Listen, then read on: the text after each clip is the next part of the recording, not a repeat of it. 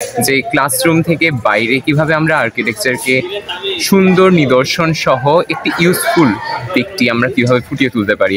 এখন মানুষ এগুলো ইউজও করতে পারে এই প্রজেক্টগুলোর মাধ্যমে, তারা বেনিফিটেডও হচ্ছে এবং এগুলো দেখতেও সুন্দর হচ্ছে। তো এগুলো আসলে খুবই একটা সুন্দর ইনিশিয়েটিভ ছিল।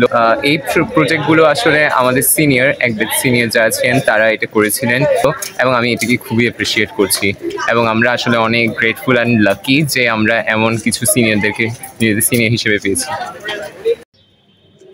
এইসব ইনস্টলমেন্টস এগুলো প্রথমবার করা হয়েছে এভাবে আউটডোরে, অ্যান্ড এগুলো হলো গিয়ে আমাদের সিনিয়র আপু ভাইয়েরা যারা আছেন ওনারা করেছেন সেকেন্ড ইয়ারে। অ্যান্ড এটা হলো গিয়ে খুবই স্বল্প ব্যয়তে খুবই সুন্দর একটা ক্যাম্পাসের বিভিন্ন জায়গায় একটু কথা বলার, একটু সময় স্পেন্ড করার মতো সুন্দর কিছু জায়গা ওনারা বানিয়েছেন খুবই সুন্দর করে।